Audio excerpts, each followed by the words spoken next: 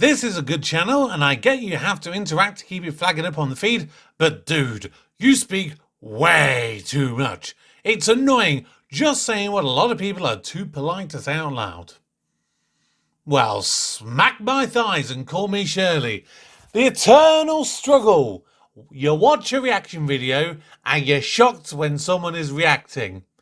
Maybe I will try and talk less, but right after I learn the magical ancient art of telepathic communication. You moron.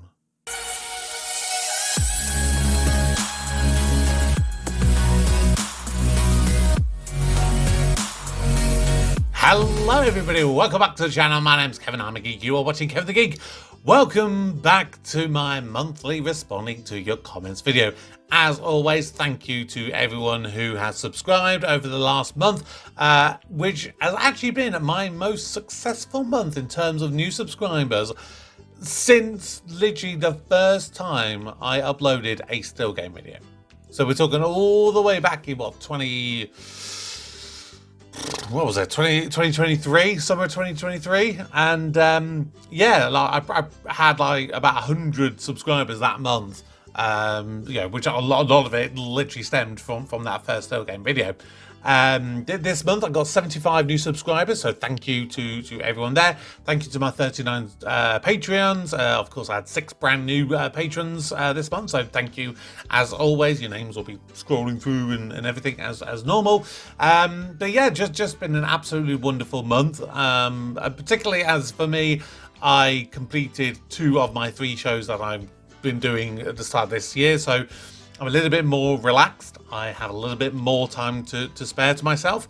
I have been doing my new job, which has been wonderful. I've started working from home in the last sort of week or so, doing it some days in the office, some days at home. So yeah, it's been a very successful month, I would say, overall. So thank you to everyone for contributing it. But also it was a sad month, of course, because it meant that the final ever episode of Benidorm aired. Or so possibly we think. You know, I've had a lot of comments from people going, oh, did you know that Series 11 has been announced? And I think what Darren Litton is very heavily implying is there are talks ongoing. There is theoretically a possibility it is going to be coming back.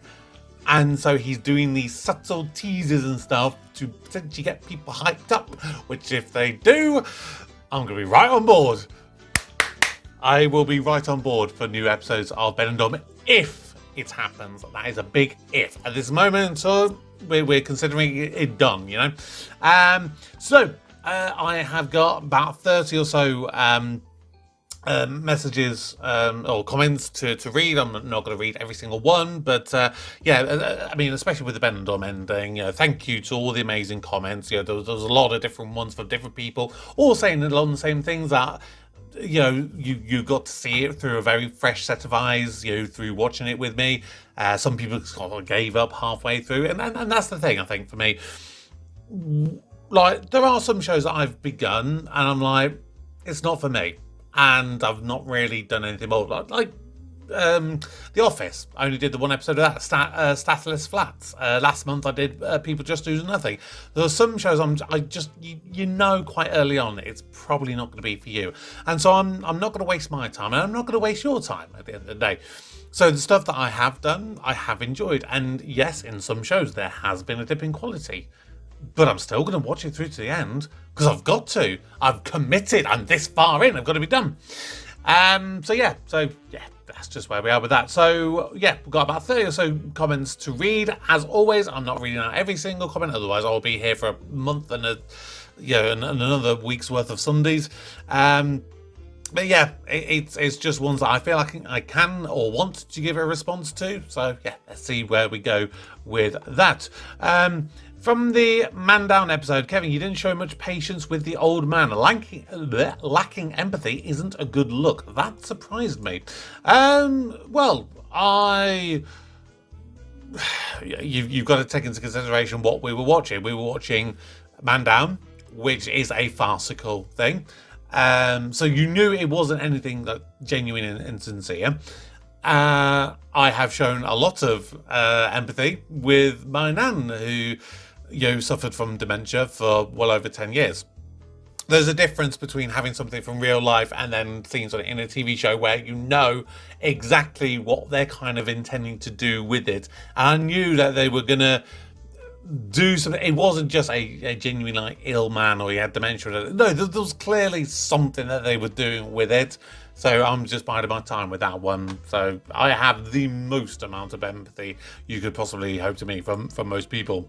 Have you ever seen the US TV program Deadliest Catch? It's very popular, 20 seasons with 350 plus episodes so far. Not suggestive for action, but fisheries are a large part of Alaska's economy and the program is filmed on boats. I think it'd be interesting for you to see the kind of rough seas they contend with on the regular.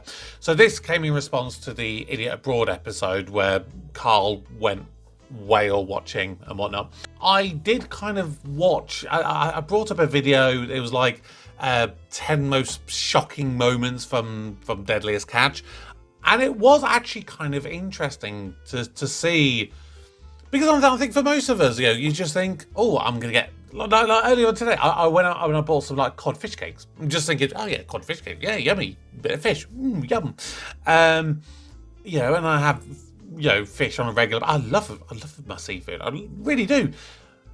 But you don't think realistically of the lengths and the efforts that people have to go to enable most of us to be able to put fish on our plates. Like one of the clips I saw, literally they were bringing up, it was like big stormy weather, bringing up one of these, I don't know, I guess it was for catching crab or something, like the big massive kind of cages, bringing up out of the sea, and it literally like swung forward in the wind, smashed the guy in the face, and literally they're miles, they're like 80 miles offshore kind of thing. This guy ends up with a broken nose, he's got concussion and stuff. He's like, they're going through some really serious efforts just to put a bit of salmon or cod or crab on our dinner plates. Your channel has become one of my top 3 favorite YouTube channels. Thanks. I wish you'd say why, because that would help me out. I'm delighted that I'm apparently one of your top 3. But yeah, if you'd like what I do, tell me what it is specifically you like, because that will just help me kind of do more stuff that you guys want to see. I mean, obviously there is still stuff that I want to do, but I like to do stuff that you want to do. My absolute favourite episode of Not Going Out, I've actually worked with people like Stretch, they don't make it far a lot of the time. This was the band episode, I think Series 5, Episode 1, if I remember correctly. Yeah, so Stretch being the lead singer, it's funny you say that, they don't make it far a lot of the time. Obviously, I do my Amdram theatres, and there, without naming names, there have been people who I've worked with who are talented, but have such an overinflated ego that it just spoils it. I enjoy doing amateur theatre for the fun of it. It's a hobby at the end of the day. But when you have people who act like a big fish in a small pond, it gets very annoying. Particularly when they are a bit of a one-trick pony. And there's one person who I've worked with in the past who would be a bit of a leading man kind of person. And the problem with this person, if I had to give my penny's worth, is they're such a one-trick pony that they don't have the variety. So as they get older, when they start growing out of the age of being able to do most of your typical leading man roles, they're going to struggle to do more performances. Like for me, I've often always been the comedy characters. And last year, despite the fact that I'm in my mid-30s, I played Fagin in Oliver.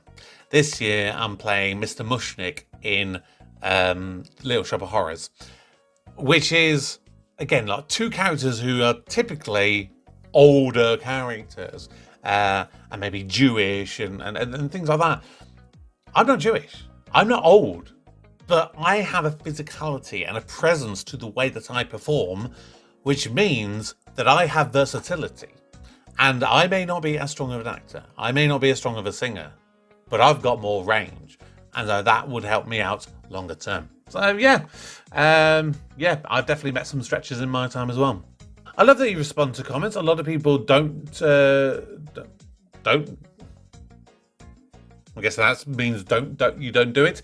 It shows you care about your viewers' opinion. Absolutely, 100%. I respect everyone's opinion on here, even if it's something I don't agree with, because we're all entitled to our own opinions, and I will always listen because somebody could come up with a little nugget that I will use then in something moving forward, or it may help me do a new video of whatever kind. So yeah, I love reading your comments. Get Life. Everyone knows the ending of Life on Mars. It's been public for years. Do you adopt the same principles for Who Shot JR, Who Shot Phil Mitchell?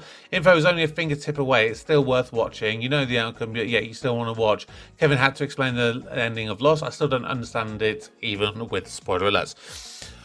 So this is where Andy kind of managed to completely spoil Life on Mars for me last month. He basically gave away the ending. There's a difference, you know. I say yes, absolutely. Information is only a fingertip away, and we are like so lucky to be in this technologically advanced age where, in theory, yes, anything you want to find the answer to, you can Google it, you can do whatever. But that still doesn't mean you have to give that information. Like, I remember the days when you know, before, like, you could easily get stuff on your phone, for example, like being at a pub, being able to have this debate and go, it could be something as stupid as, like, which is the fastest animal, which animal has the longest neck, what is this, what is that, blah, blah, blah, blah. You know, and you can have a real blown arguments and debates about it for hours and hours. Now it's just like, oh, what's got the longest neck? The giraffe, or whatever the case may be. You know, you're like, oh, well, that's okay. You know, and that's what it comes down to with me. Like, I've said it so many times, I hate spoilers. Like, if you know something and I do not know it, don't tell me. It's literally as simple as that. Do not tell me. The example you gave with the Lost, that is different, because you said you had seen the ending of Lost and you didn't get it, or you thought it was one thing. I corrected you and said, no, this is actually what happened. This is what it meant. So I didn't spoil anything for you because you'd already seen it. I just gave a better explanation, or at least I hope I gave a better explanation as to what it is.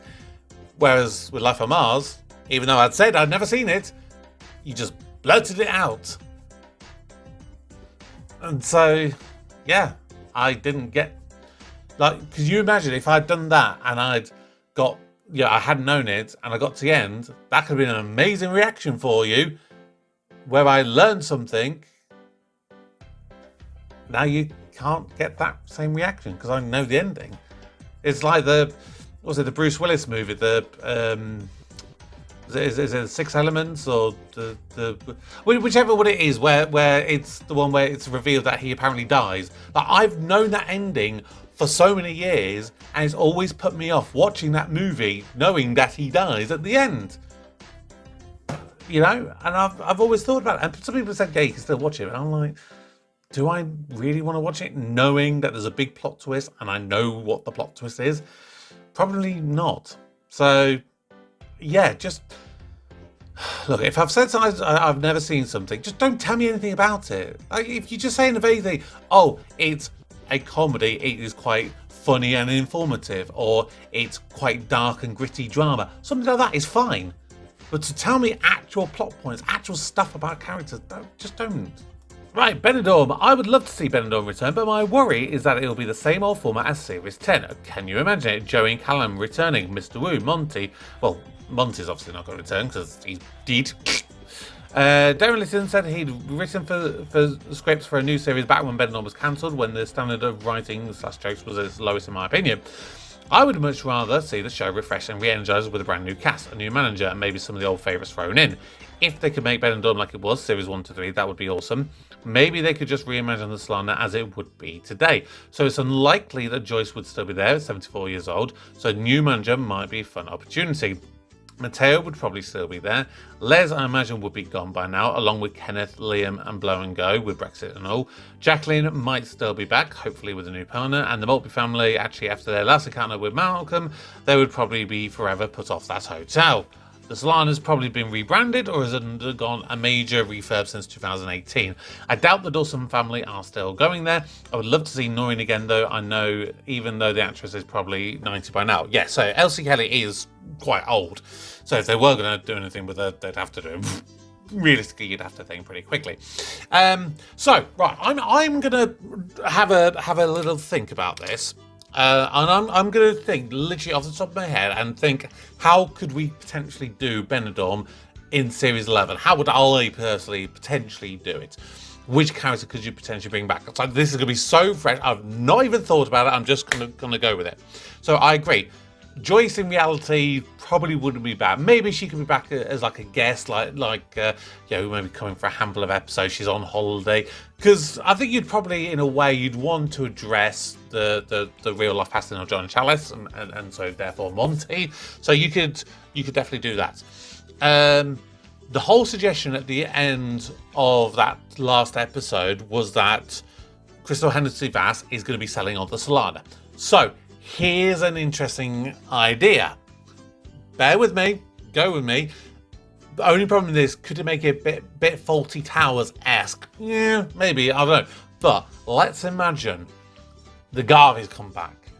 They have bought the Solana because they have loved it so much all their time out there. They've obviously had this, well, technically they didn't have the hotel, they had the land on which the hotel was built in Las Vegas.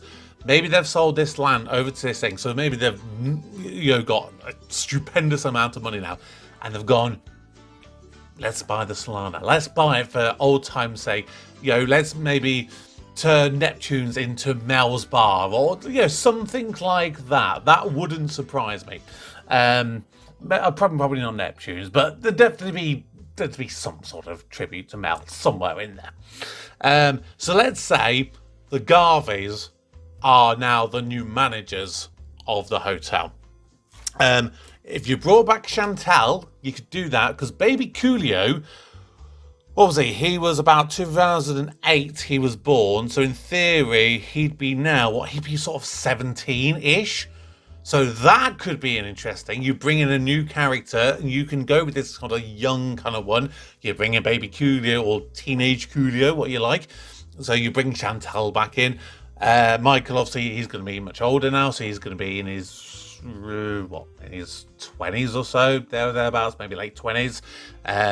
Obviously, Chantal's going to be older, so that brings them in, and then you just get obviously a Madge with her Madge self, which would then be really funny seeing her interact, I think, with Mateo, if they are, if like Madge is Mateo's boss, like they've always had a mutual respectful relationship, but they give each other the jibes. Excuse me. So yeah, I think there's definitely potential there with that. So that's how you probably structure that initial aspect of it. I think, yes, bring back Noreen Maltby, give her like a good send-off. You could do it where, in theory, you could say that she's on her deathbed. Maybe she got dementia or something like that. Jeff and Paulie, maybe they bring her back to help jog her memory. Maybe she just passes away in her sleep while they're on holiday, something like that. That's a nice little way of nodding to the past again. I was about to say Jacqueline and Bobby Ball, because after watching that final episode, they honestly, they would have made an incredible pairing. I mean, realistically, you'd have to bring Jacqueline back. I think, again, she was so iconic. Again, just popping in every now and again. Beyond that, again, it'd be nice to have like your Kenneth, your Liams, your Les and Leslies.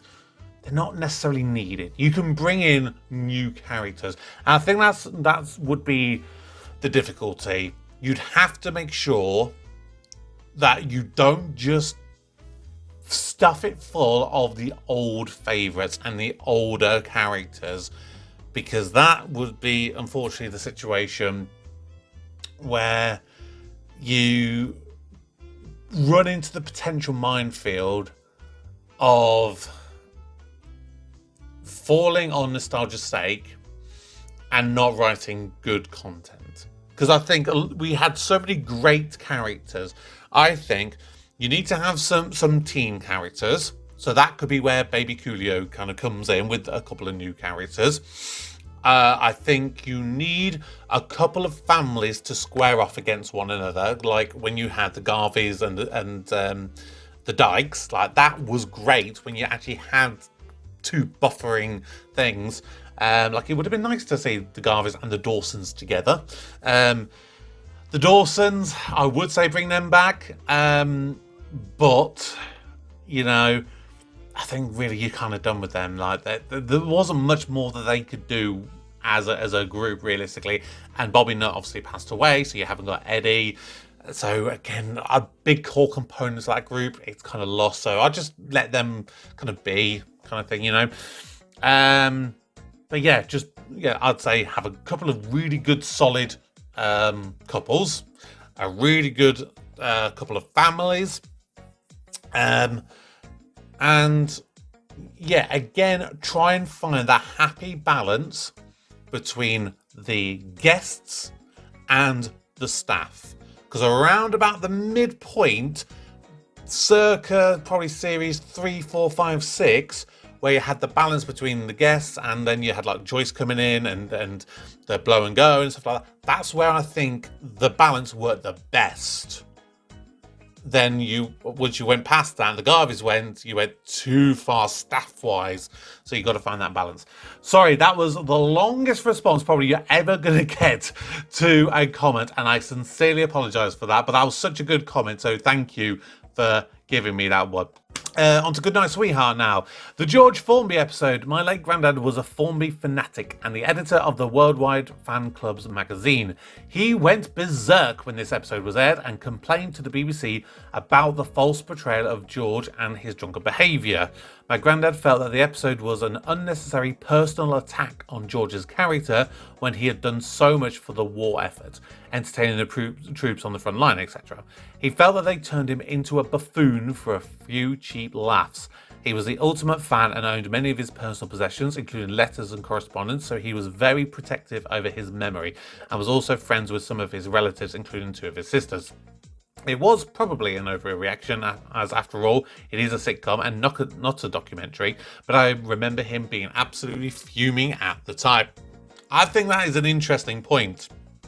You know, when you are doing something historically based and there are either people that is, you know, very real to it, or you know, is very heavily inspired by a real person, there will be some people who really take issue with it. And I remember watching, if you never saw it, it is one of the most incredible pieces of drama, even if you're not a fan of football. So in 2012, was it 2012? No, I can't remember exactly when it was. Maybe somewhere between about 2008 and 2012. There was a dramatization of the Munich air disaster, which featured the Manchester United players. It was in 1958. They were coming back from a European game. They tried to take off. The plane failed to take off. They tried again, and ultimately it crashed, and many people lost their lives, including players and journalists and things. And so anyone who's ever been a fan of Manchester United, that kind of thing's always been in your back of your mind, even if you're, you know, like me, like you weren't even alive when it happened. But I remember watching it, and it honestly, like, there's a couple of certain scenes that, I mean, you know me, well, I'm like, I will cry at a very emotional scene, and it was just totally emotional. But then it was like the family, I don't know if it was like the nephew or the grandson or whatever of Matt Busby, you know, the manager, the Busby Babes. They were like, really didn't like the way that he was portrayed in it, you know, because in that he was portrayed as a suit-wearing manager, and he was very rigid and kind of thing. Whereas in reality, he was like one of the first tracksuit-wearing managers, and he was getting on there. He was in with the lads, kind of thing. So it's interesting when you have that, and obviously you know that you're going to be doing it for dramatization purposes and for entertainment value. I think sometimes you have to take things with a pinch of salt, but there will be those people who really think you have tarnished the legacy of someone. So, yeah, be careful. Just find your balance. Ever since you've started Rabsy Nesbitt, I've been waiting for the moment to see your face when Davina turns around. Yes, that was when David Tennant shockingly turned up as a transvestite in Rabsy Nesbitt. Well, hopefully I didn't disappoint you on that one. It was very shocking, and I can understand why you were waiting. But yes, I enjoyed that episode very much, and I liked the portrayal that was done. So much so, Magic Marcus has kind of responded in a similar kind of way with that one. At that time in that area, transgenderism was looked on with hilarity, but never with violence, which I think is really nice to hear, because you especially when it comes to football, you know, you always hear about football hoodlums and all this kind of stuff, and it's the kind of thing that some people would have that negative stereotype of Scotland and think, oh, you're in the rough areas, you're in the scummy areas, you know, the really downtrodden areas. They would look at something like transgenderism really bad and everything, and they would get beaten up and kicked to be a man, kind of thing. And so I love that in reality wasn't a thing. You know, it gives the scummy areas much better positive light, and I'm very respectful of them for that. Kevin, if you're still doing reactions to movies, you should do a reaction to Halloween and Halloween 2. I'm not so sure about those, because I've said before, I'm not the biggest traditional horror movie fan. I get bored. I find them cheap at times. I find them lazy, and a lot of times it's just like, how gory can we be, or how disgusting can we be? Yeah, maybe it might be a little bit different with some of the much more older school, sort of horror movies. I don't know. I will think about it. As for movies, I will say I am a bit sorry that I think I've done 5 movie reactions so far this year. I just haven't been able to get them edited, and one I was never going to get out edited for this year anyway. So far this year I've done Groundhog Day, which will come to YouTube next year, next February, whatever day it was, February 4th, whatever. I've done the 2 In-Betweeners movies. I've done Muppets, Muppets from Space, I think it is, and literally last night I recorded a movie reaction which will be coming out later this month on Patreon, which is A Fish Called Wanda. That's a little spoiler for you. That's one of the upcoming Super Geek reaction requests. Really enjoyed that one. Really, really did. I'm still trying to get round to doing Back to the Future Part 3 to complete that, and Lord of the Rings Return of the King. Problem I have with Return of the King is 4 hours long. Every time I'm like, I've got to find 4 hours in my day to be able to sit down and make sure I can record all of this movie. And that's the only reason I haven't got around to that. With movies, I'm just gonna kind of let you in on a little secret. I might have some success in one of those movies that I mentioned earlier, actually being able to get them in full on YouTube. I may have to do a little bit of editing to finalize it, but I'm this close. It could even get released, and then it could still have a takedown request come down later on, which I hope that doesn't occur. But in theory, I might be able to get the entirety of the movie on YouTube. So I'm not promising anything, but it's potential. With the In-Betweeners movies, I am planning on trying to get them released to come out around about the time that I go on holiday. So at some point sort of towards the end of June, start of July time, that is in fingers crossed when I will be looking to get those out. So there you go. This is probably the funniest episode of Gimme Gimme Gimme. Definitely my favourite one. This is the one where Linda woke up with the woman taxi driver in her bed. That was an absolutely hilarious episode. It is one of those that should have been so totally obvious. I should have so much better have picked up on it more than I did. I mean, I was pretty good with it anyway, but I should have been even more on it. But yeah, it was just fantastic. An absolutely fantastic one. Sort of back onto the movies. Love Cannonball. Could watch them all the time. And oh no, exactly. Sorry, I'm thinking of a future comment. Bear with me on that one. Sorry, Sam says love Cannonball. Could watch them all the time and never get bored of them. You're not a bad singer, Kevin. This will kind of respond back to what I was saying in one of the earlier comments. Like, I know my ability level. You know, I'm an okay singer. I can hold my tune majority of the time. I can sing some harmony lines. I mean, I'm nothing special by any stretch of the imagination, and I'm fully accepting of that. I've had people come to me and go, "Oh yeah, you could be on X Factor. You could be on Britain's Got Talent. You're that good." Like, no, I'm not. I'm really not. If I thought I was, then I would be overinflating my ego to something, you know, that is just not true. But yeah, no, I'm okay. But I'm okay with that. I'm okay with being okay. Right, this is the one I was kind of getting onto. This is in relation to the movies. Andy, geez Louise, Kev, if any Patreon members want you to review the Boys in Blue film, don't bother. You'll never get those 2 hours back.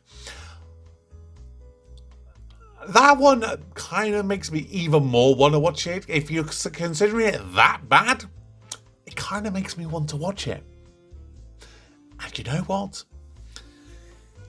That is another movie that I might be able to get in full on YouTube. So, yes, I may be actually going to do the Boys in Blue movie. If nothing more than to annoy you.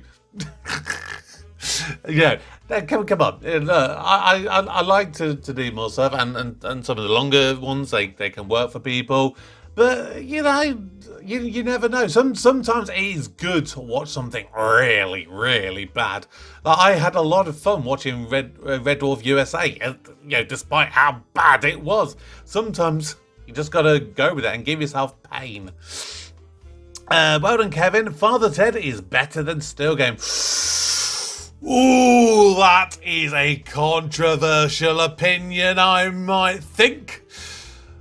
Put it in the comments, or maybe I'll put 2 comments in the comments if I remember. If I don't remember, somebody put 2 comments in there. Literally one just saying Father Ted, and another one literally just saying Still Game. And you put a thumbs up on whichever comment it goes for the show that you think is the best one. It'd be interesting to see what you guys suggest on that one. Kevin, do you remember a sitcom called Horrible? It was very funny. No one seems to remember it. Never heard of it. I did kind of briefly look it up based on what you said. And to be honest, it didn't really suggest that it had any decent stuff. It said it was a one series, so there's literally 8 episodes, BBC 2, September to October 2001. You had Johnny Vaughan starring as a cheeky chappy taxi cab driver and wannabe small-time criminal in Acton, West London. This is all from the Wikipedia page, by the way. Despite the BBC being confident and heavily promoting the series, it was panned by critics for the script and for Vaughan's acting ability. It achieved very low viewing figures and ran for 1 series and has never been repeated by the BBC. Vaughan, in an interview in the stage, said, ultimately, it was shit. I mean, when you have your lead actor literally panning it, it doesn't have very good things.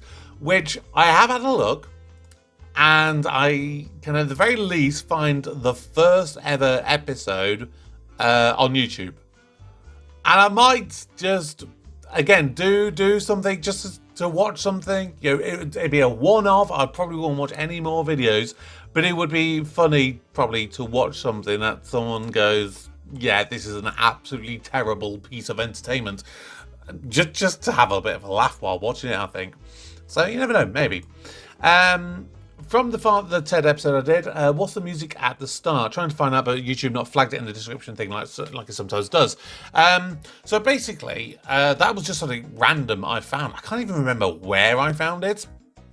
So I have a website that I use. So I use a website called filmmusic.io, which is where the majority of my backing pieces of music I get from. So I would just try and find something, like I use a keyword, for example. So like when I was doing Goodnight Sweetheart, I just typed in literally 40s, and I just trying to find something that fit the mood of whatever I was looking for that. And that's where I found a majority of my stuff.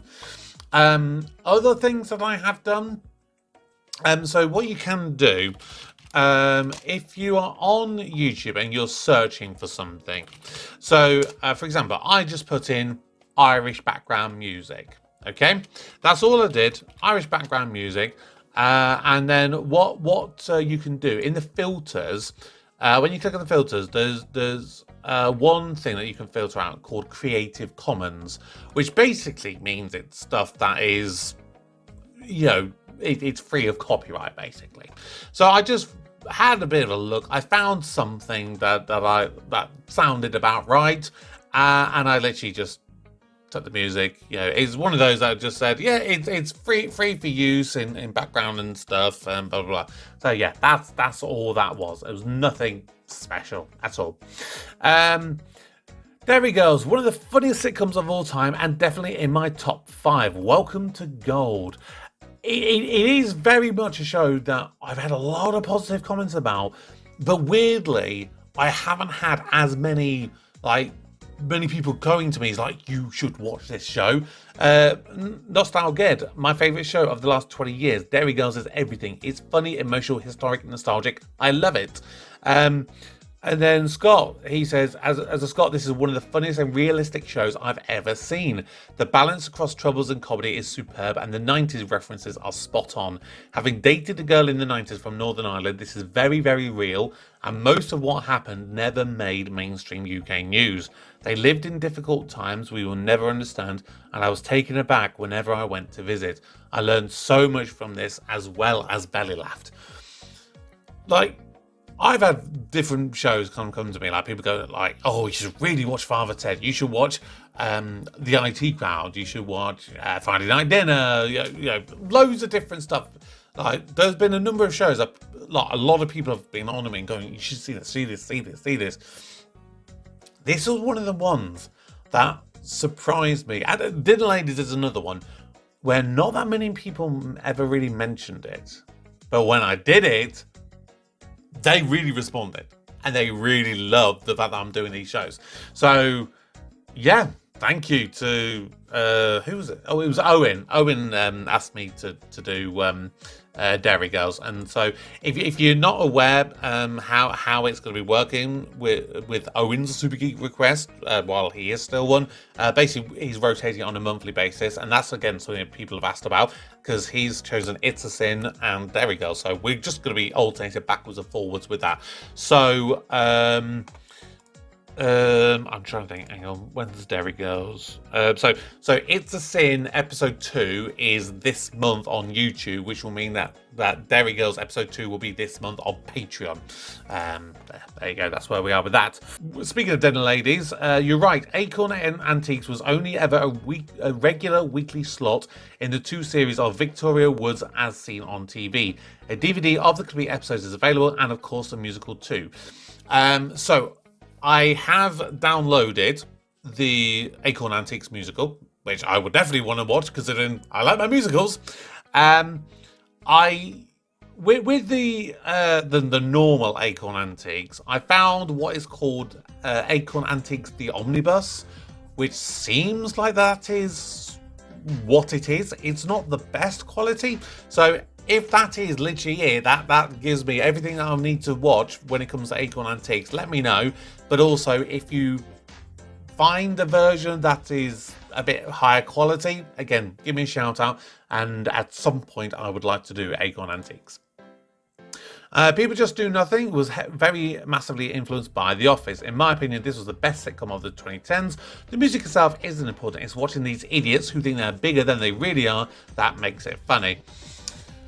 Yeah, I think it's the style of comedy that it is.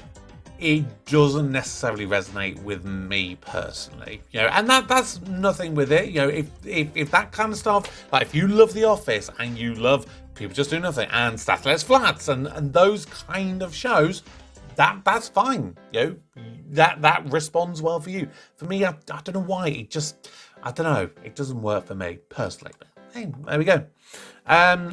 At Home with Braithwaite, this is a fantastic series. I hope you continue. This was one of Sally Wainwright's first major successes. Full of broken and flawed characters, a wonderful romp into the human mind. I can confirm, at the very least, we are doing episode 2 later on this month. Because that was Jack requested that as a Super Geek Reaction Patreon member. This month's choice of reaction is A Fish Called Wanda, because he really wanted me to do that one. That was his one and done kind of movie reaction choice. It is quite possible that Jack will probably want to go back to Braithwaite, even if he doesn't. At some point, maybe, for example, when Fat Friends comes to an end, this could be an ideal show to put in its place and to watch that. So who knows? We'll obviously see. Super Ted. I was born in 1981. One of my oldest memories is from when I was 3 or 4 years old and reaching up to get my Super Ted slippers from the kitchen counter. I think that everyone had some form of teddy or merchandise of something that they enjoyed when they were a kid. The only one there's one I remember I really wanted and I never got. And I remember one that I did have that I loved.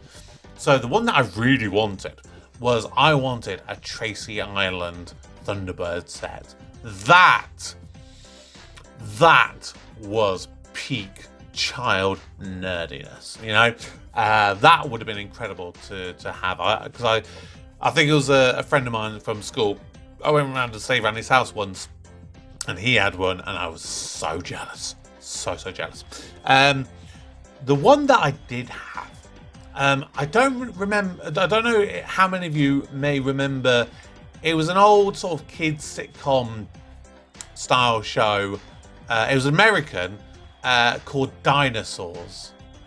How many of you remember that? I may have just triggered something in your memories from your childhood now with that, but I had a Dinosaurs lunchbox, and it had like the I don't know, I think it was like the daddy. He had like the red and black kind of sort of checked, like lumberjack style shirt on. I remember that with him. And I think it had the baby on one. I think it was dad on one side, baby on the other. But it was like the baby was always sort of in the egg. I do remember that I loved that show as a kid, but I think there's one episode I have a vague memory about where there was like a monster under the bed, and it actually turned out there was a monster under the bed. That is the only thing I remember.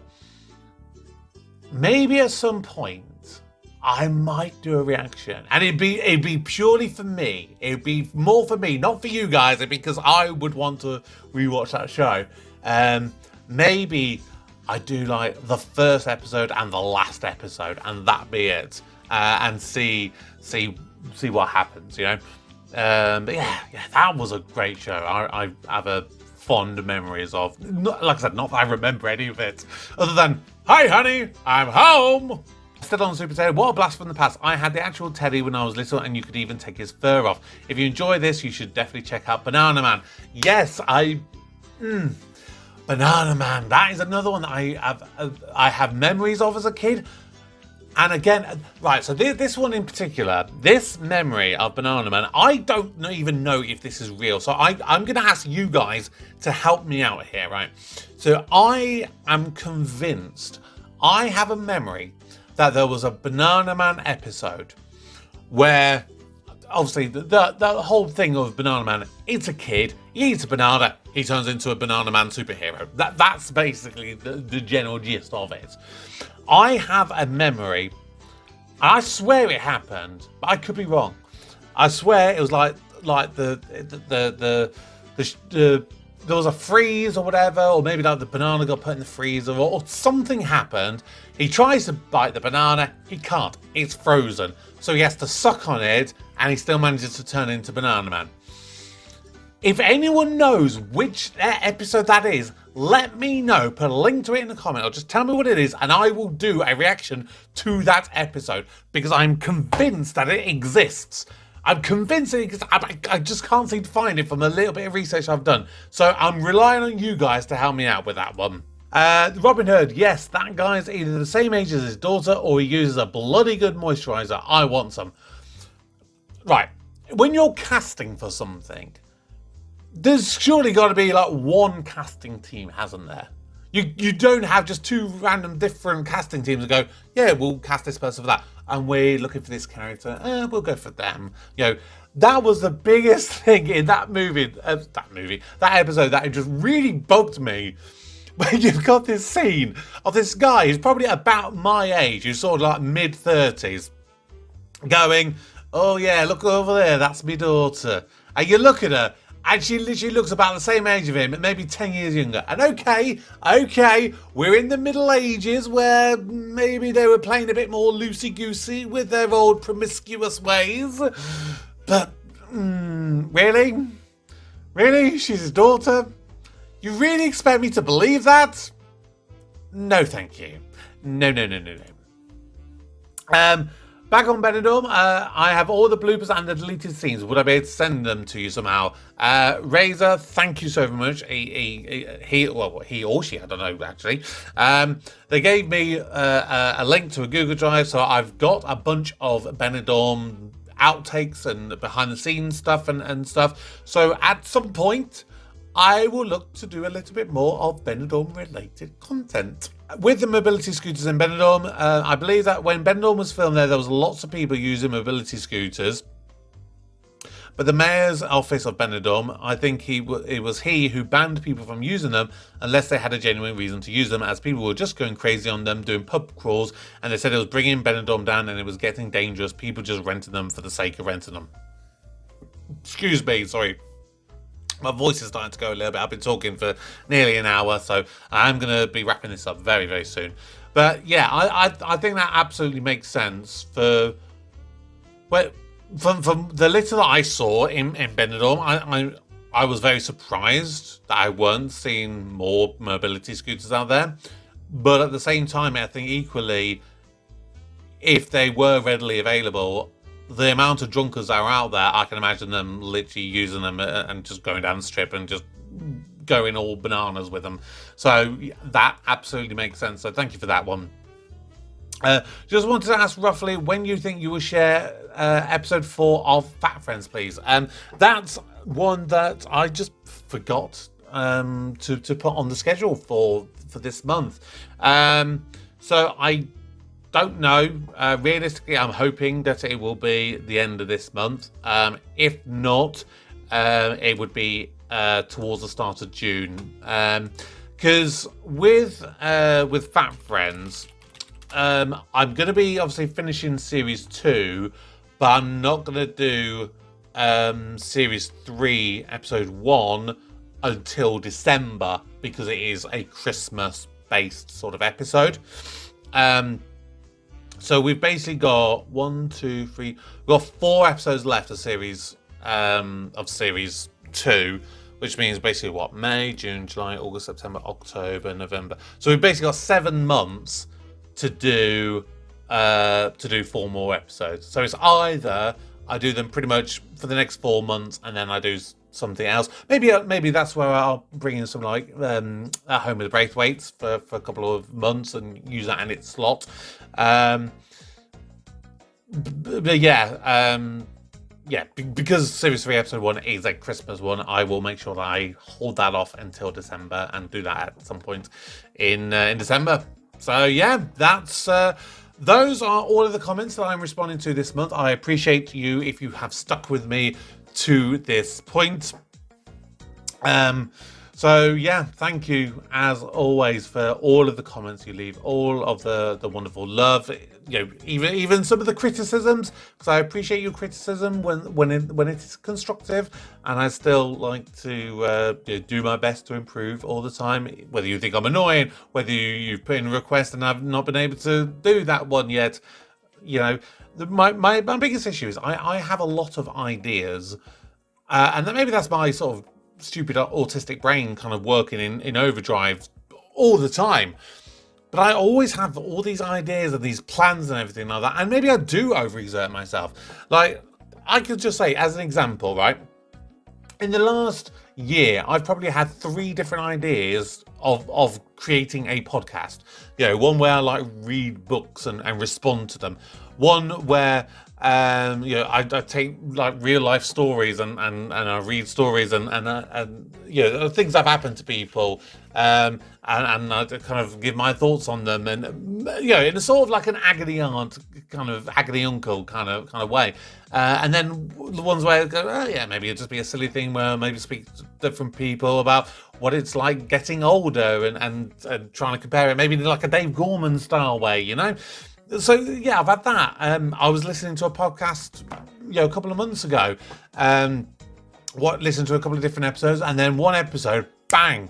They mentioned something that just sprung something in my head, and I was focused on it for about a month at least, going, that would make an incredible TV series or a movie or like a long sort of like TV movie or a book or something. And I was trying to plan it all out, maybe think of it like a four episode kind of hour long drama kind of thing. And I was thinking, I'll tell you who I had. I even managed to cast the main lead character in it, Alison Steadman. I had her in my mind. I was like, she would be the woman. She is the one. I would not want anyone else to do it but Alison Steadman. And I was just so focused on this. This is my problem. And I apologize if you think that I overexert myself or I do too much. But at the end of the day, it is my channel and I can do what the hell I want. But also, I do try and listen to you guys and I do make adjustments. I've started doing. I've got a couple of comedy stand-up specials. I've got a couple of them that have been released on Patreon that are ready.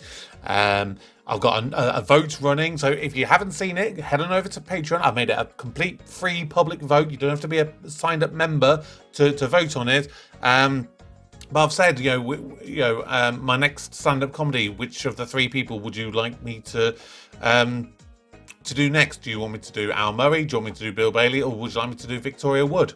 At the time of speaking, there's about a week left to go on the poll, so head on over there. Put your votes in, if you haven't done already, and you could be helping to inform which one I do. At the moment, there is one clear standout winner out of the 3 choices, but heck, you can still make your own choice and sway the vote one way or another. That is going to do it for today's episode of Responding to Your Comments. Thank you so very much for watching. I'm going to rest my voice now. I'm going to get started with the editing and hopefully get this out this weekend. But for now, my name's Kevin. I'm a geek, and you've been watching Kevin the Geek. Goodbye.